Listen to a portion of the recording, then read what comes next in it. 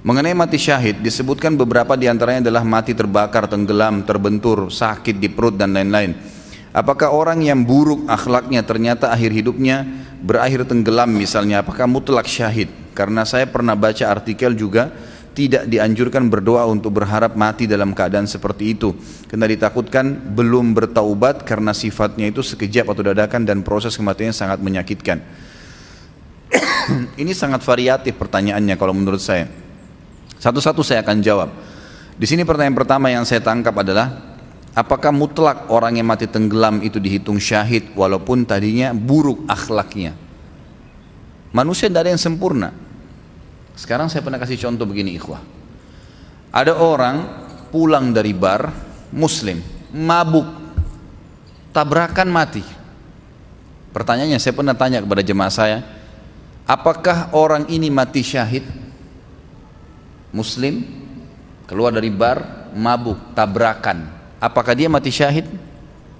Jangan ragu jawab, mati syahid. Dia mati syahid. Tapi Ustaz, dia dari bar kemaksiatan. Tapi dari mana kita bisa jamin? Mungkin sementara dia di mobil sebelum tabrakan sempat tobat berapa menit itu. Berapa banyak orang yang begitu? Kan gitu. Mungkin dia tahu tobat itu hitungan menit ikhwah. Nah khawat sekalian, iya kan?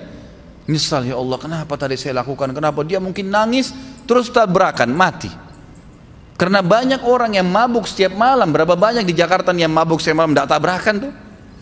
Pulang tidur nggak apa-apa. Iya kan? Dari sekian banyak yang mabuk, berapa orang yang tabrakan? 1-2 orang. Memang jelas tuntunan syariat kita orang yang tabrakan mati syahid.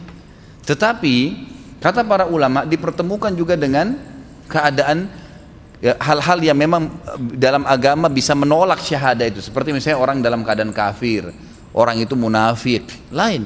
Tapi kalau cuma ahli maksiat, kan gitu. Atau akhlaknya buruk, apalagi akhlak buruk ini dinilai secara individual. Misal saya secara pribadi karena nggak suka, dia kadang-kadang nggak tegur saya anggap akhlaknya buruk. Lalu kemudian dia mati tabrakan misalnya, atau tenggelam. Lalu saya bilang dia tidak syahid karena akhlaknya buruk. Gak bisa, tolok ukurnya dari mana? Anda yang menilai pribadi. Mungkin saja itu dia tidak tegur, mungkin dia lihat ada maslahat. Mungkin, saya pernah, waktu kemarin baru bimbing umroh ini saya balik, ada satu jemaah saya, berpapasan dengan saya subhanallah. Saya kalau tidak salam dia gak tahu. Assalamualaikum Pak. Baru dia balik, Ustadz, gitu. Baru dia balik. Berpapasan di Masjid Nabawi. Subhanallah, saya terus bertanya, kenapa ya Bapak ini nanti saya tegur baru dia tegur. Ada apa sebenarnya? Dia duduk dengan saya pada saat lagi makan di restoran di hotel di Madinah. Kemudian saya sempat ngobrol-ngobrol tentang masalah operasi lasik. Saya kan pernah pakai kacamata dulu, kemudian saya operasi di Malaysia, alhamdulillah berhasil gitu kan. Kemudian saya bicara, dia pakai kacamata orangnya. Setelah bicara masalah lasik, dia bilang akhirnya, Ustadz, saya ini kalau dari jarak dekat, apalagi kalau jauh nggak ngelihat orang. Coba bayangkan ya, jadi dia bukan tidak mau tegur, kita nggak boleh langsung suudzon dengan orang.